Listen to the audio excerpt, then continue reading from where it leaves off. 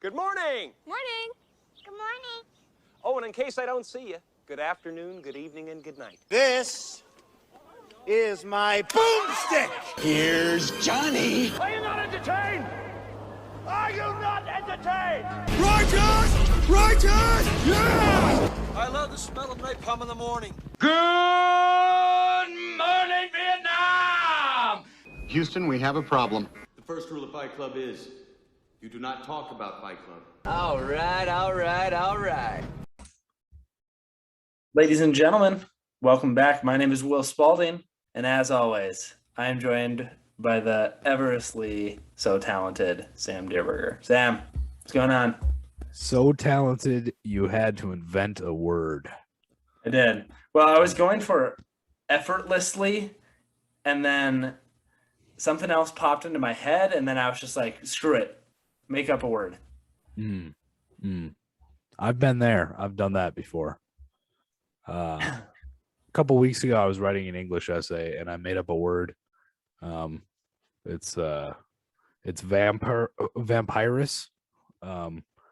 It's an adjective to liken something or someone to a vampire. Yeah, yeah. I'm aware, obviously. So according to Microsoft Word, that is not a word until now, because I just added that right to the dictionary. I said, "Oh no, you're wrong, Microsoft Word. That is a word." Any smart person will tell you that language is a living thing. So, but we just gotta fuel it. That's what we gotta do. Ironically, I was writing an essay about Shakespeare, and if you know anything about Shakespeare, you know how many words he invented. That takes the charisma of a legend right there to just go ahead and invent words like bounce. He invented the word bounce, stuff like that. Yeah. So there we go. A little Shakespeare lesson on language. Check out our other podcast on Shakespeare if you're interested in more. Yeah, those Shakespeare nerds. Side plug. Yeah. Yeah. But we don't talk about his work.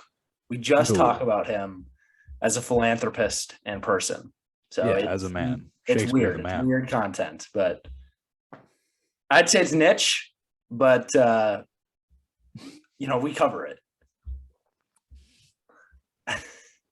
Well, Sam, I guess we can get right into teasing the movie of the week. It's completely related. Yeah. That was a smooth transition. Completely effortless segue there. Yeah. So anyway, this week we're talking about The Many Saints of Newark. What do you want, Richard? I'll be honest with you. I want to do a good deed. Don't we all, Richard? Don't we all? That's right. Sam, before we get into The Many Saints of Newark, I don't really have any industry news, but as we picked up last week, it is in fact your turn for a couple of actors, director, whatever. Right. If you came prepared, that's great. If not, give me a signal and I'll stall. No, I don't. Dude, I am always prepared. No, I know. That's why I just asked. So I set you up with a softball question that you could easily knock out of the park, and everyone would be content with your answer because Dude, I am so prepared. You don't even understand how prepared I am. No, I get it. But so this week, I don't want to do directors. I don't want to do actors. I want to do screenwriters because that might be an interesting. That could be an interesting conversation to have, perhaps. Yeah. Whatever it is, I'm keeping M. Night Shyamalan. Oh, you are? Oh, okay. He's just such a great writer. Well, some would say the best. Some would say the best. Okay, yeah, screenwriters. Gonna give you three. I'll give you I'll give you some weird ones. Wes Anderson, Okay. Aaron Sorkin, Charlie Kaufman. Go. Completely as writers, not Yes. looking at Purely as writers. Wes Anderson, Charlie Kaufman, and Aaron Sorkin. You said. Mm-hmm. Interesting. Okay, so all three obviously directors that have, or excuse me, writers that have complete taste or complete style, I should say. And when you see it either written on a page or see their screenplays acted in a movie, you can tell it's theirs. Okay. Yeah, sure. Kaufman, Anderson, Sorkin. Man, that's tough. The easy cut for me is unfortunately Kaufman. Right. I'm not a big as fan as you are of him. I would miss out on some brilliant screenplays and a brilliant mind. I think I would have to cut him just because of my own personal tastes. Anderson and Sorkin are really tough, man. Yep. I'm trying to think. Have we seen all that Sorkin can do? Have we seen all that Wes can do? I honestly think the answer, unfortunately, might be yes for both of them. I think we've seen their best work already. With Sorkin and Social Network and Moneyball and Steve Jobs especially. Right. And Wes with Royal Tenenbaums and Grand Budapest. Who would I want to make movies or write movies? I'm gonna go keep Wes Anderson's, and I'm gonna allow Sorkin to write more movies, with a slight caveat that he does not direct them. I think he's much more interesting of a writer than a visual storyteller. Not to say that I don't enjoy his movies that he has directed, but mostly just because of the writing aspects of them. Yep. So yeah, I'm gonna say that. That was tough though. I'll go Sorkin. He can write three more. Go Anderson. I'll keep his, and then I will. I'll scratch Kaufman. But that's tough. What would you say? Interesting.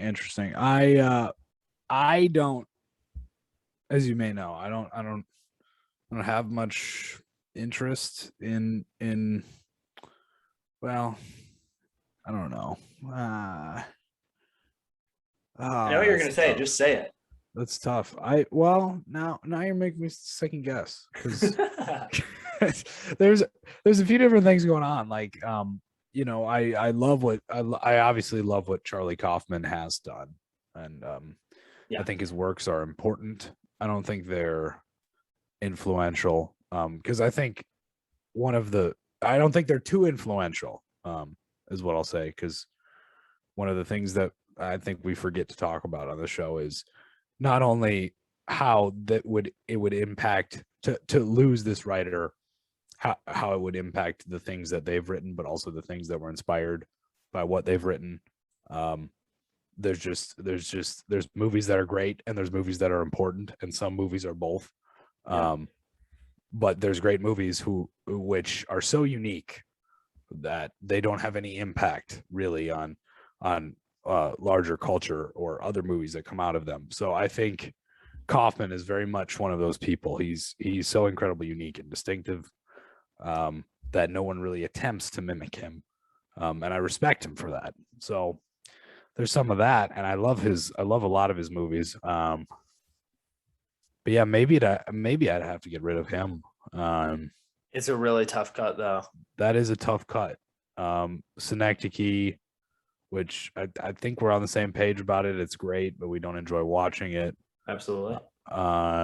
It's it's just an awful experience, but maybe a necessary one. It's so Not fun. I watched that movie 3 times in a year, and that was one of the worst years of my life. It's a wonder you're still here. I figured you could just die while watching it for the 3rd time or something.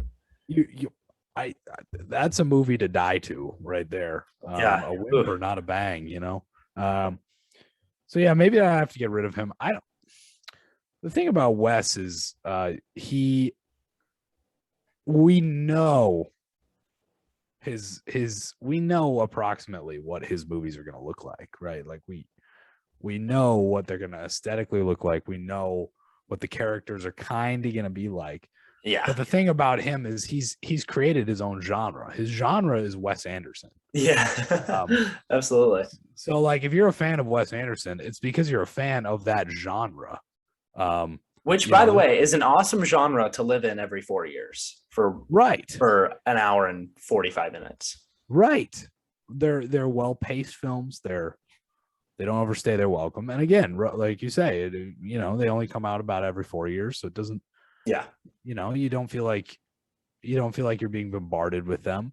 But they're genre pieces the same way, someone would go and see a superhero movie. They like superhero movies, and that's their genre.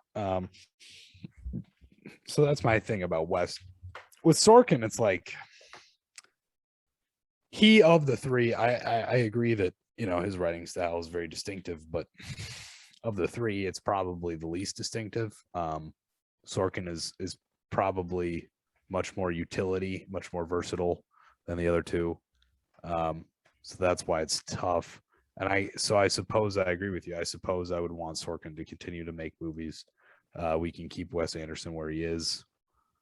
Not let him create anymore. Assuming we do get the French Dispatch to be, because that's been released already technically. So we'll keep that in the can. Sure. French Dispatch feels like it should have been out 2 years ago as well. Really should have. Yeah. I think that's the first one we've been scratch on, Sam. That's the first one we agreed on. So yes. The lawyers can go home for the night. You guys can leave, but we'll give you a call.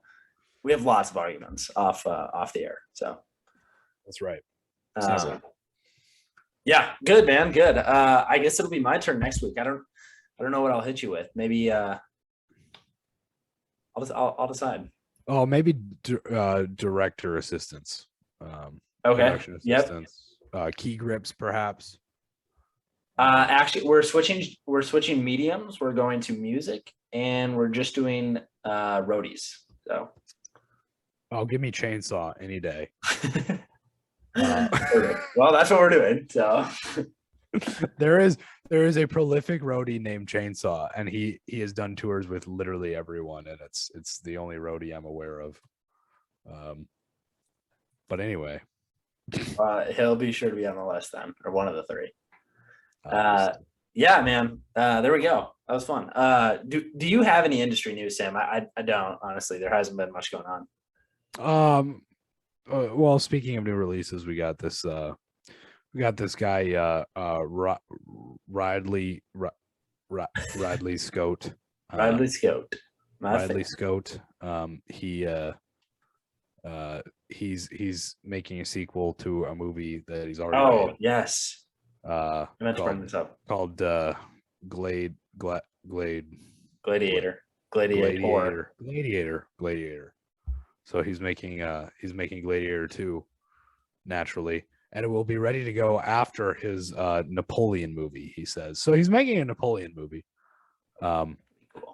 Which is that the one with Joaquin Phoenix? Is that the same project? I believe so. Yeah, okay. Have we talked about that before? We might have. I think we mentioned it like a year ago. So yeah, yes, this is the one with Joaquin. I'm looking. What's that Napoleon project called? Do you have a name for that? It's called Kit Bag. Kid Bag? Kit Bag. KIT, whatever that means. Interesting. Weird. Yeah, that is a Joaquin Phoenix joint. That could be really cool, actually.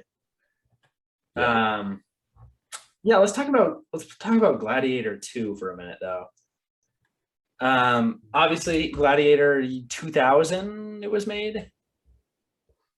Yeah, something like that. And won Best Picture, probably deservingly. If you look at that year, it wasn't strong, so probably deserved its win. Sure. Matched up against its competition. And then Sam, correct me if I'm wrong, but that kind of movie, that like ancient Rome, like even before medieval type movie, hasn't been made since the early 2000s. So no, besides like 300. Well, when was 300 made? Yeah, and that's a Zack Snyder thing, so that's kind of on its own island of weirdness. Its own island. And then there was that other one with Brad Pitt. That was Troy. Troy, yes. That was 2004 though. That might have been like one of the last. I mean, that was Grease, but close enough. Yeah, whatever. Same idea, right? We don't split hairs here. Yeah, this is. I don't. I mean, spoiler alert for a 21-year-old movie. Russell Crowe dies. So I don't. Are we just following a new Gladiator, Sam?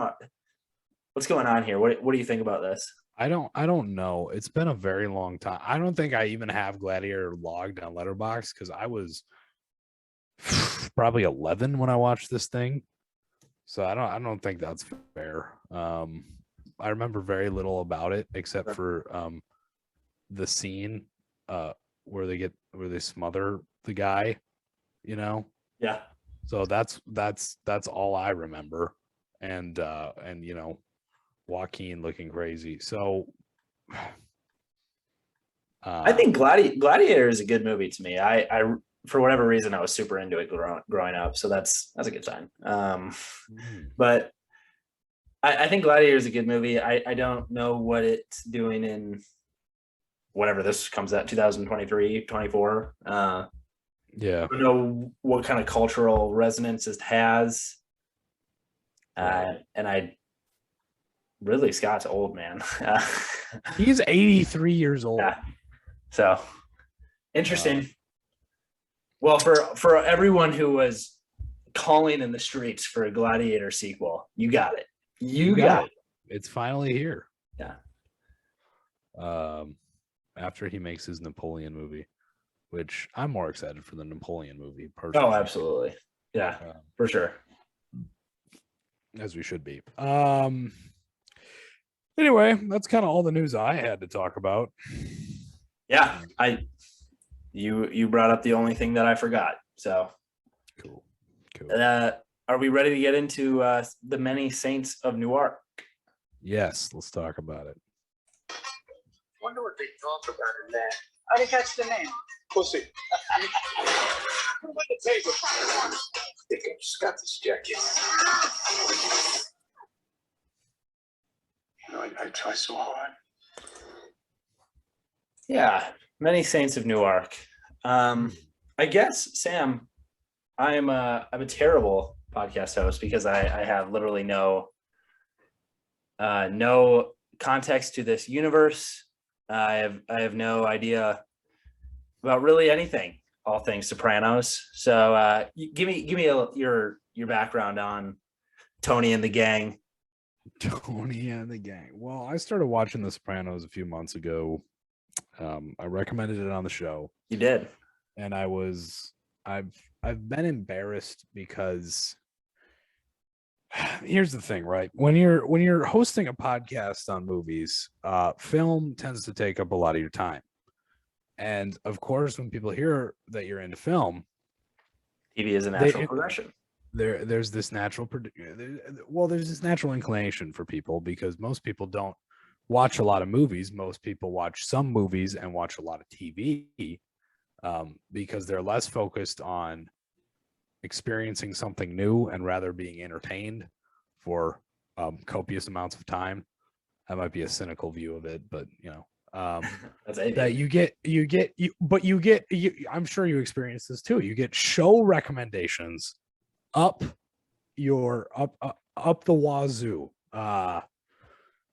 left and right, and some of them are good recommendations, some of them are awful, and some of them are mediocre. And it's but the thing about The Sopranos was it has always had kind of less of a popular base, less of a popular like recommendation, like the everyday person is not going to come up to you and recommend The Sopranos. If someone is recommending you The Sopranos, they have good taste. And so it's always had this reputation as being a critical darling. In many ways, it invented the TV anti-hero. Before Tony Soprano, it's very hard to point to a protagonist on a television show. Or movie, honestly. Or movie. Yeah, I suppose so. There were obviously mafia movies before The Sopranos, but that mob movies tend to take out a lot of the depth of the characters and the interactions and the relationships, because it's fundamentally a movie about, or a show about, family, and the progression of a family. So it centers on this guy Tony Soprano, who is a mob boss based in the kind of New Jersey tri-state area, and he has run this mob he's a capo, it's called in the mafia business, and that means he's in charge of a smaller crew that reports back to his uncle Junior, who's in charge of the family as a whole. But Tony is also balancing this life with being a suburbanized father.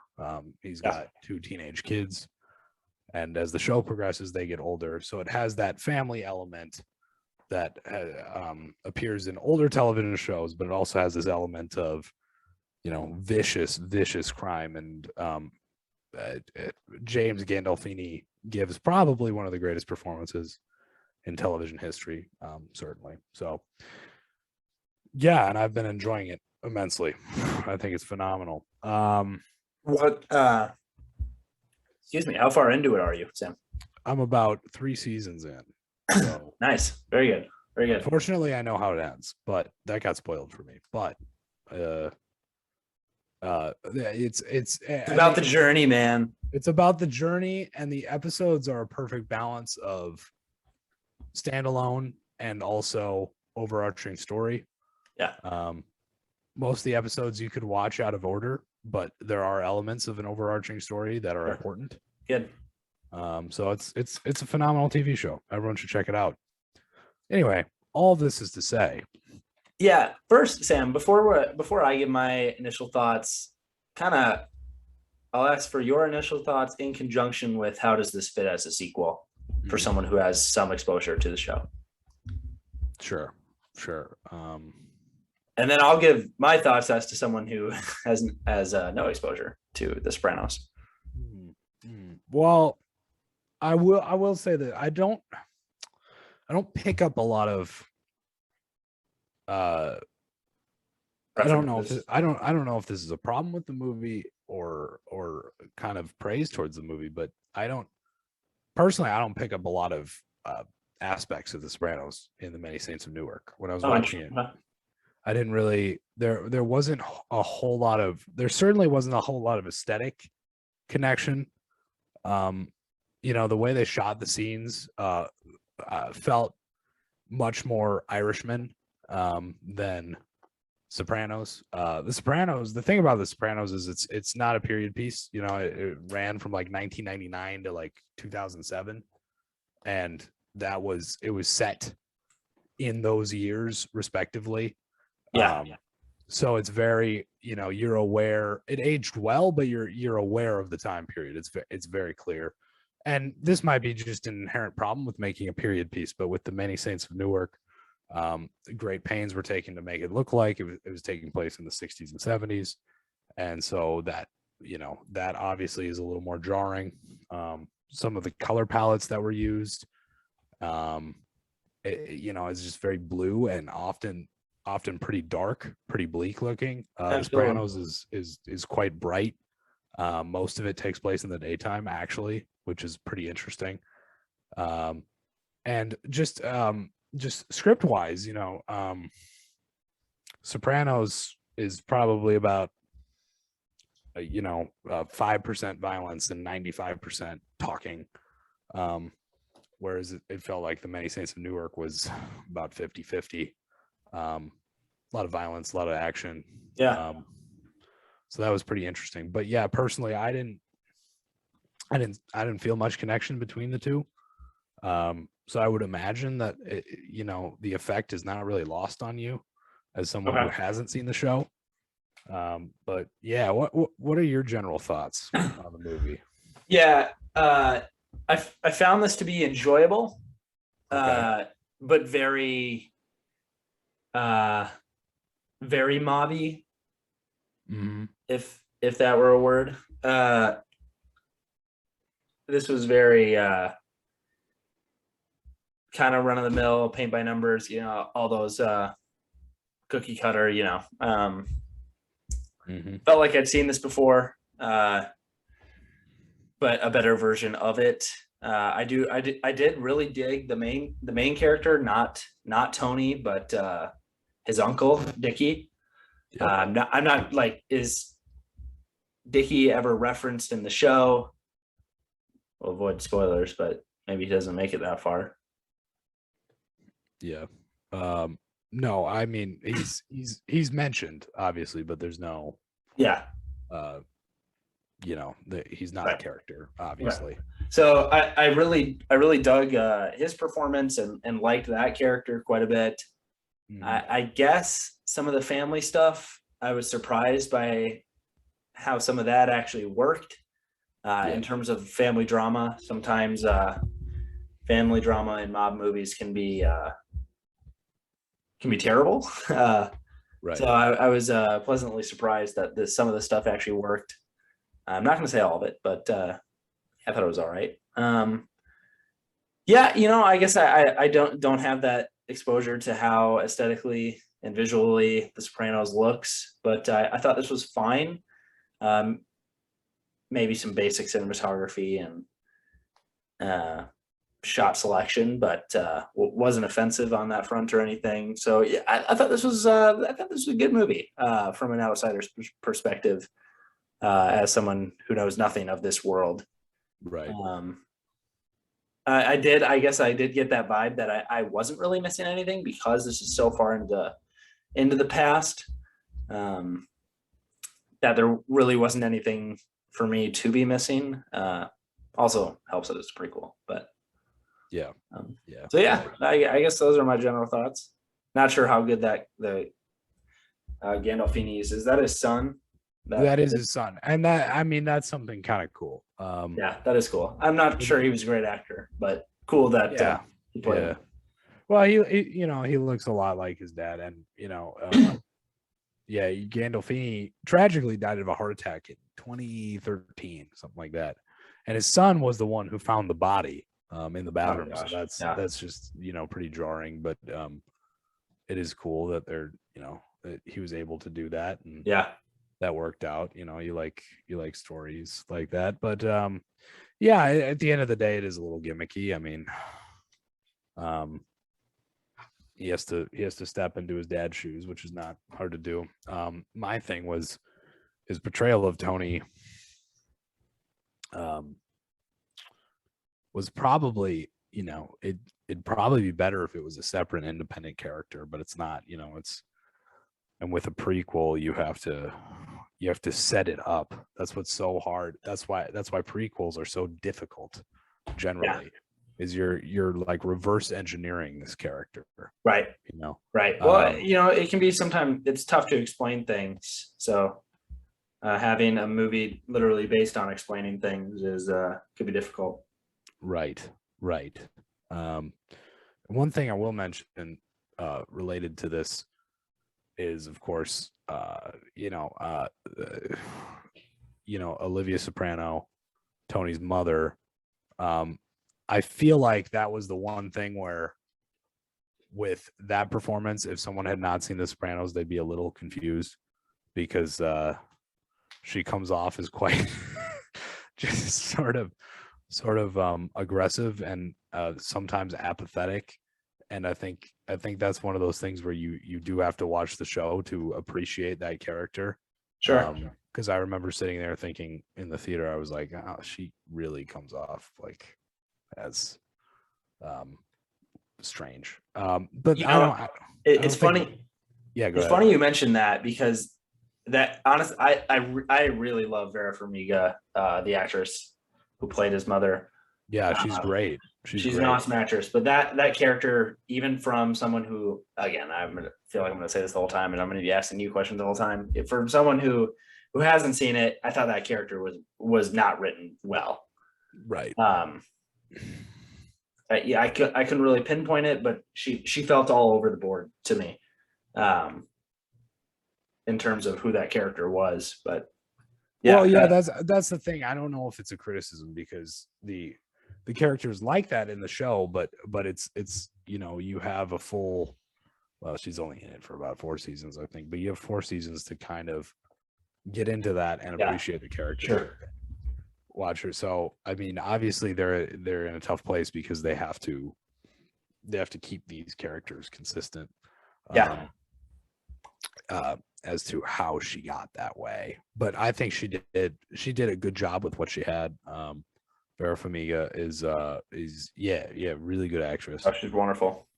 My next question for you, Sam, is I have to be missing something with the Leslie Odom Jr. character. That was the one thing where I was like, what is this? Dude, you and me both. He's not in the show? He's not in the show. No. Oh gosh. Wow. Okay. Nope. Then that's really bad then, because I didn't know what that character was, what he was doing. Really, what his motivations were. I just figured it was like a villain in like a competitive rivalry gang. Oh gosh. Oh boy. No, as far as like, I gave it the benefit of the doubt because I didn't know, but right. I mean, I hesitate to say this, but like there are very few Black people featured in The Sopranos. And like that entire narrative of like this African American gang that's kind of involved in these street riots, because that's the backdrop, right? Like, apparently in the late 60s in Newark, there were race relations riots. And I guess that's why they wanted to lean into that. But that is not, as far as I know, that is not mentioned in the show. That's not. I was certain that was a part of the show, and I was just missing it. No, I was baffled by that entire narrative too. But the thing was, I thought Leslie Odom Jr. did a great job. Oh, he was awesome. He was so awesome. And that gets into my larger criticism of the movie, which is like scene to scene, we have these really emotionally packed scenes, and I think they work really well. I think the character interactions are really, really cool. I think they're doing stuff that's interesting, but there's just too much going on. There's not enough time to let these characters breathe. There's not enough time to let them interact organically. It seems like we're just forcing these situations into each other, and there's a bunch going on, and there's probably 6 or 7 storylines that are left unresolved completely. Yeah. Oh, sure. And that's an issue. And a lot of funerals. A lot of deaths for a 2-hour movie, because this movie is dead even at 120 minutes. Yeah. It's a 2-hour movie, which I appreciate, but for once, I think the professional critics are right. The most prominent professional critic opinion on this film right now, I think, is this should have been an HBO limited series. This should not have been a 2-hour movie. For the ambition that they're going for, we need more time to fill. And I think I'm with them on that. I mean, yeah, sure. You would know more than I, but I would I guess I would tend to agree that I mean, obviously this family has been on one TV show, so it obviously warrants it. If there's enough these characters are supposed to be saying and doing, then yeah, heck yeah, make an 8-episode arc of an hour a piece, Right. or six, whatever, Yeah, exactly. And 6 hours would do it. The thing that I'm kind of getting at is when this trailer was first released, when we were first discussing this movie, no one really promised us this, but it was just assumed that, okay, this is a Tony Soprano origin story. And it's like, it's really not.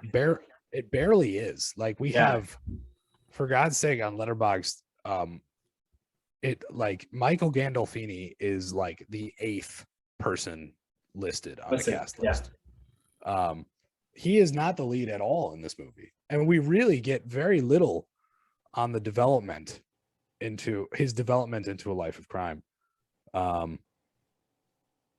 And at 120 minutes, what they could have done is say, okay, we're just focusing on Tony. This is a 2-hour movie about Tony. He's the lead. This is his story. Yeah. And then we could have seen a realistic, well-paced move into crime. But we don't get that. We have too much going on, and Tony kind of falls to the background, which is a problem. I think. Yeah. Oh yeah. But that's the thing, like the way this movie is advertised, like the tagline is like, who made Tony Soprano? So like it's implied that we're talking about Tony Soprano. But it's really not. It's about Dickie Moltisanti.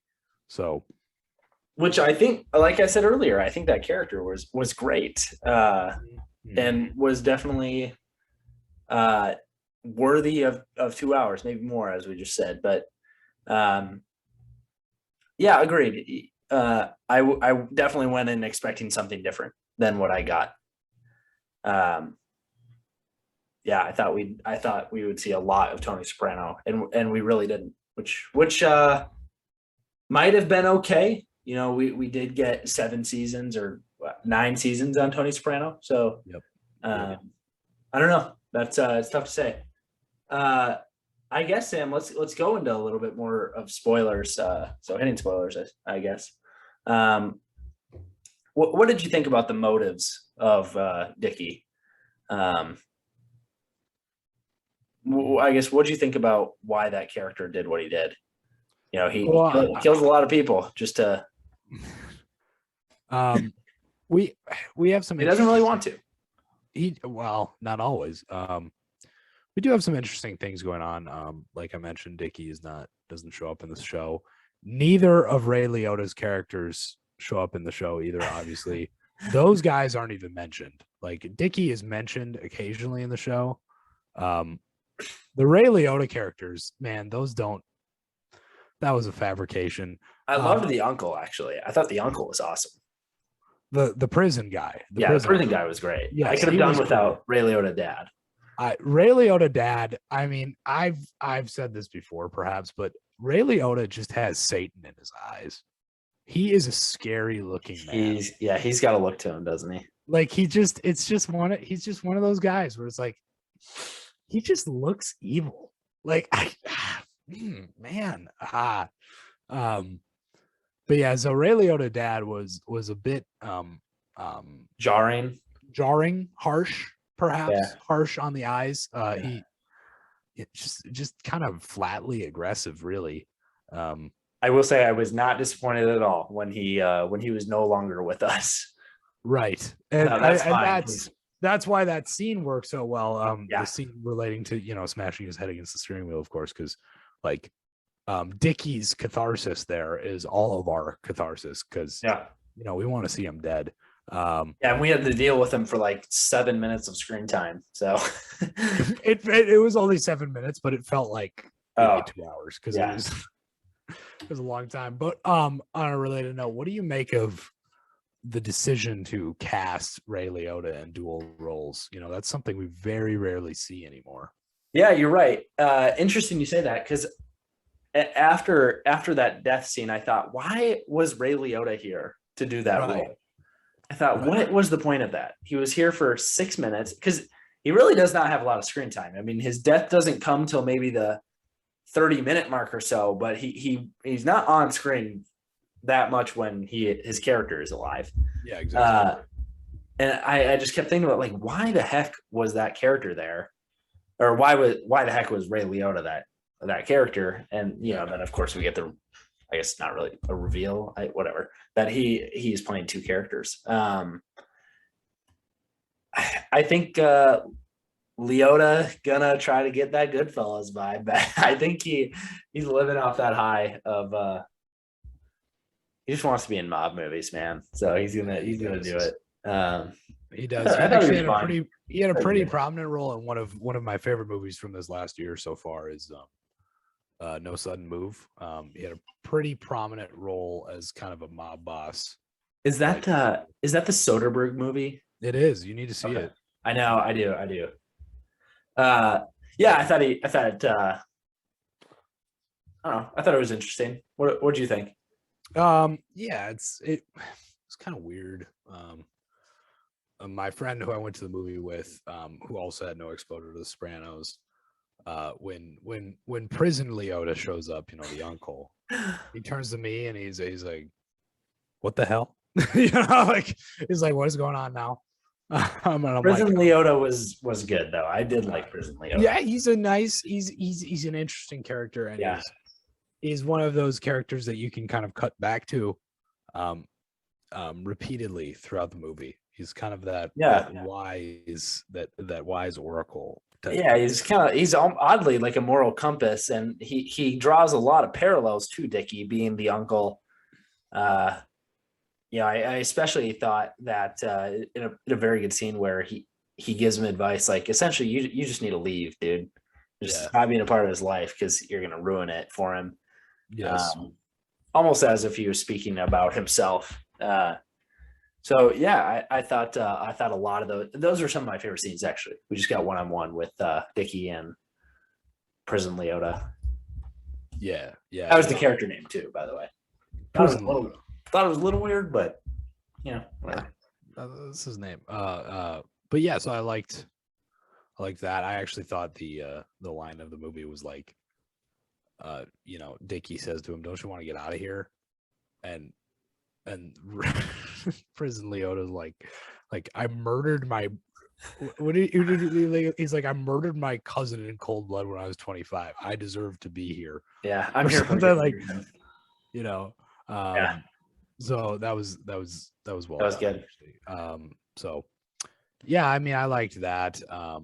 There is one thing I want to talk about, getting into the spoilers in the movie, because there's a distinctive scene.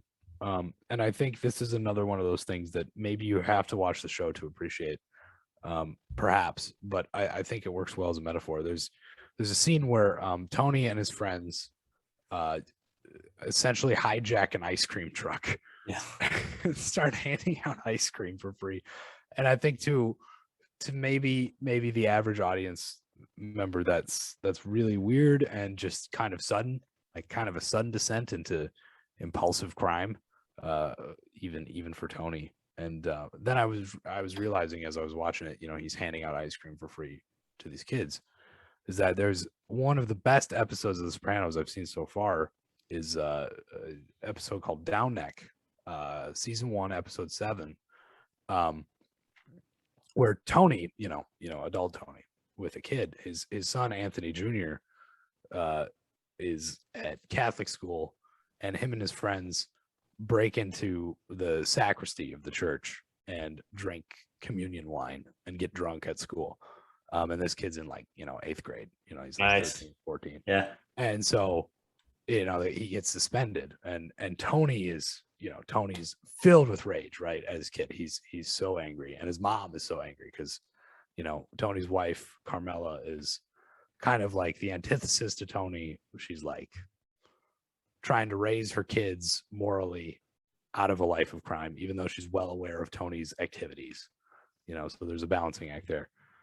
And so he's putting time out like the entire episode, like he's grounded. And so Tony for the entire episode is contemplating, what did I do to make my kid demonstrate these behaviors? And then he slowly comes to the realization, oh wait, I'm a mob boss. I kill people. Like maybe that had something to do with it. Maybe And he's talking with his therapist, and his therapist is like, well, what do you expect, with what you do for a living? So by the end of the episode, Tony's downstairs and he's like riding on his bike, his little exercise bike, and he's like, he finishes his workout, and his kid comes down, Anthony Jr., and he says to him, what are you doing out of bed? Anthony Jr. is like, I got bored. I've been grounded for like 2 weeks, and Tony's like, all right, come upstairs. So they go upstairs, and his kid's like, what are you doing? And Tony's pulling something out of the freezer, and he goes, what does it look like I'm doing? And he pulls out ice cream, and then he gives the kid a bowl of ice cream, and he gets a bowl of ice cream for himself. And it's like, that's so brilliant, because Tony is finally realizing, like, it doesn't matter anymore. Like, I've given up, nature has won. That's what all parents should do. Right. He's realizing, like, if I'm flawed, of course my kid's gonna be flawed. It doesn't matter. So anyway, that's a very long tangent, but I think that's a callback, giving out ice cream for free to the children, which I thought was very subtle and well done, and a nice way to bridge the gap between fans of the show and casual audience members. Like, just likes the ice cream, man. One more thing, Sam, before we kind of hit the finale and kind of give our grades or star ratings. How was the girlfriend character utilized? Because she's a prominent castmate. Yeah. There's some mixing there. Mixed feelings there, definitely. She's another one of those that doesn't show up in the show, of course, obviously, based on that ending. But she kind of in the Atlantic. She's kind of nice symbolically. She works symbolically because she's from Italy. She's from the motherland, right? And she's at first treated with this great reverence and respect and wonder, and then she kind of becomes not so much the cause, but more of like the object of what sows chaos in this family. Yeah, for sure. She causes, more or less, causes Dickie to kill his father, and then and then she kind of sleeps around for a bit and causes Dickie to kill her, which really effective scene. Actually, that beach scene I thought was pretty well done. That's absolutely. It's quite a roller coaster of emotions there. It's a great death scene for sure. It was one of those things where you see this kind of very rarely in movies, but it can be well done, is where there's so much emotion one way, there's this extreme passionate love between them, and then that level of passion gets preserved, but the type of passion changes to the opposite extreme, and that was just very well done. Yeah, on Dickie's part. What's that actor's name? Alessandro Nivola. He absolutely killed it. I have to say again, he was great in this. Just in general, was really awesome and menacing when it needed to be, and was able to hold the emotional parts well and the drama just as well. So yeah, he was great. Absolutely. Yeah.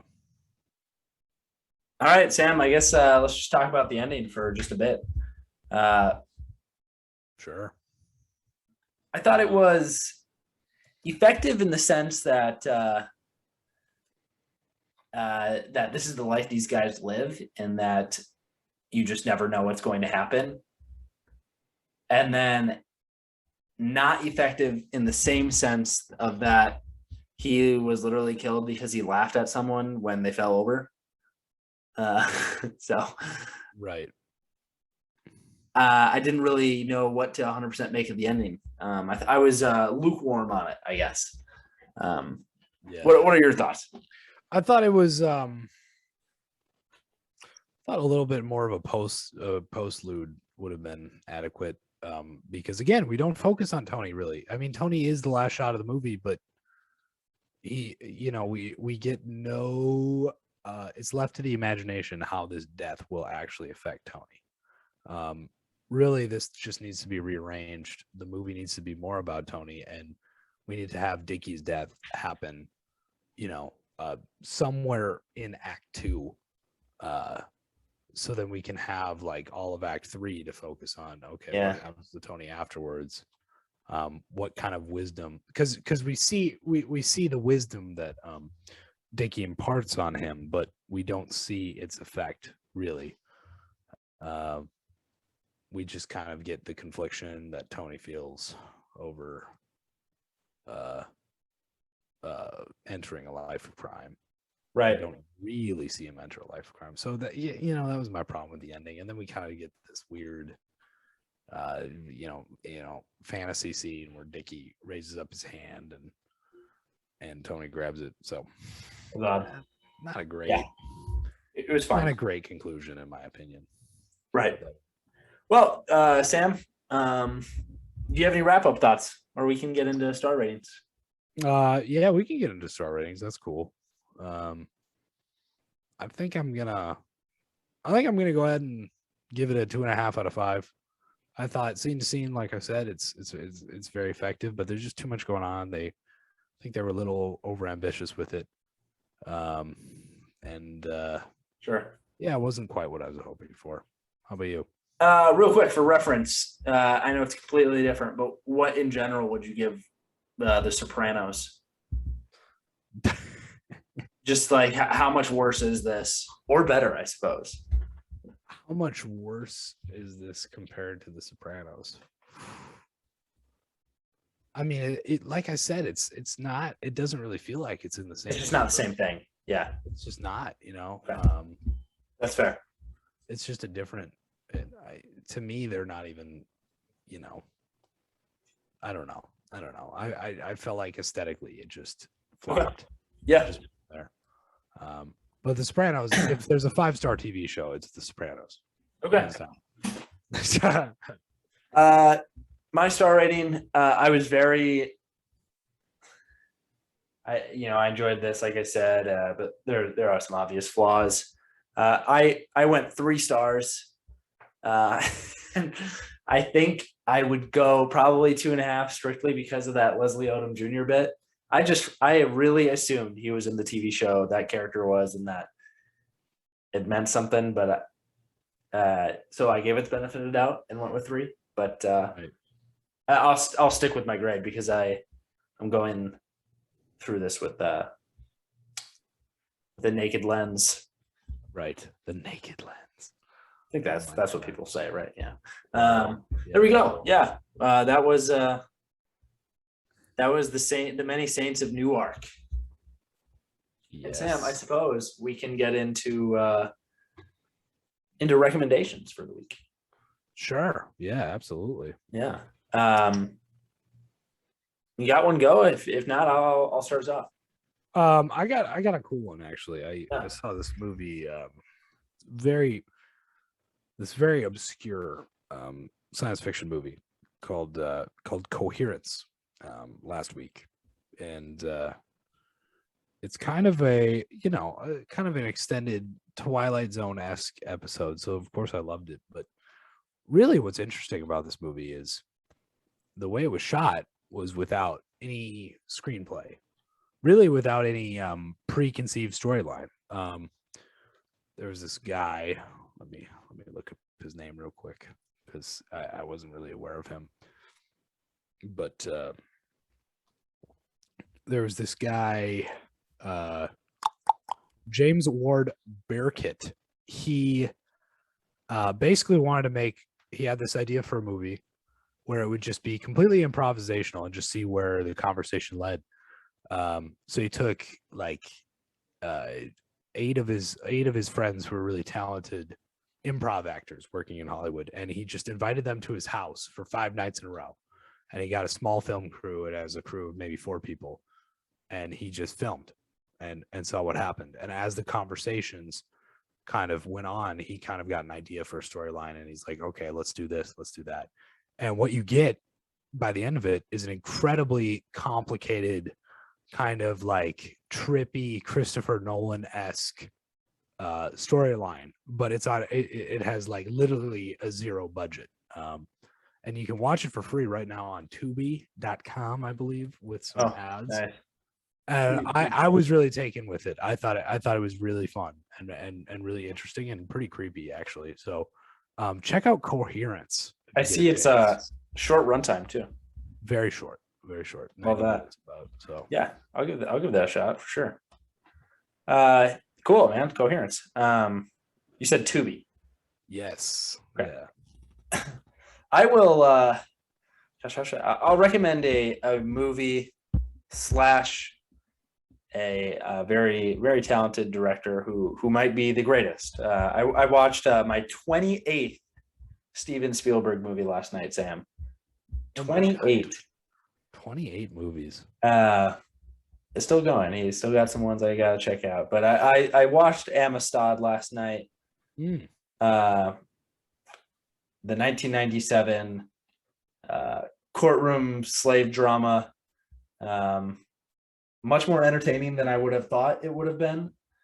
But like I said, man, Spielberg is maybe the greatest. So I'm gonna tag my recommendation as Amistad. Very good, with a lot of awesome actors who are doing things that they don't normally do. We see a very interesting performance from Jamon Hughes Hunso. Excuse me. Great Benin actor from Africa, and really interesting performance from Anthony Hopkins and Matthew McConaughey, and super good. And then my also light recommend would be just watch more Spielberg movies, everyone, because he really is the greatest. And we're not gonna have him around for much longer. Him making movies, that is. How many Spielberg movies do you think we have left, Sam? I don't know. Probably, how old is he? 74? Somewhere around there. Is that it? I really think he's going to make movies until he dies. Absolutely. I really do. He's not going to retire. Because he's proven time and time again that all he really cares about is making good movies. He doesn't care about really even fame or commerciality anymore. I don't think he really cares how well his movies do. He just he'll get a green light from any studio who absolutely. Yeah. And any project he wants to do, and he's just focused on making the best movie possible. So I think we got that he actually directs. I would say we have about 5 projects left from him. Yeah, half dozen. I was going to say about that. Yeah. Yeah. Man, what a director. What's your like 3 favorite Spielberg, Sam? I don't know if we ever really talked about him. Oh my God. I love Indiana Jones, obviously. I think we might have mentioned that. For a long, long time, Catch Me If You Can was my go-to like favorite movie. Sure. I used to say that when I was younger. Wonderful, wonderful movie. It's so hard to pick, man. It's so hard to pick like 3. It's so tough. It's Adventures of Tintin. Is really solid. Is legit one of my favorite animated movies. I love that movie. Saving Private Ryan. Oh my God. There's too many. You can't pick a top 3. Yeah. He's one of the few directors where you can make a top 10 for just his filmography alone, and there would be many variations on that, and they would all be. And I wouldn't scoff at any of them, you know. Right. So, yeah, cool. So we got Coherence and Amistad for our recommendations for the week, and awesome, man. Sam, until we're talking Dune next week, or excuse me, Dune, No Time to Die. Wow, No Time to Die. Like a month ahead. But we have I guess kind of a lot of blockbusters coming up. So we're real close. Right. Well, until No Time to Die, Sam, where can I find you on Letterboxd? If you're looking, you can find me on letterboxd.com/sjdierberger. Where can I find you, Will? You can find me on Letterboxd at Will Spalding, and check out my Spielberg ranking. I guess that's over there. Nice. And then you can find us at anchor.fm/thosefilmnerds and all podcast platforms and such, and thosefilmnerds.weebly.com and all those places. Yeah. But Sam, until next time, when we are talking a little bit about that James Bond. Keep watching movies, everyone. Have a great week. Thank you.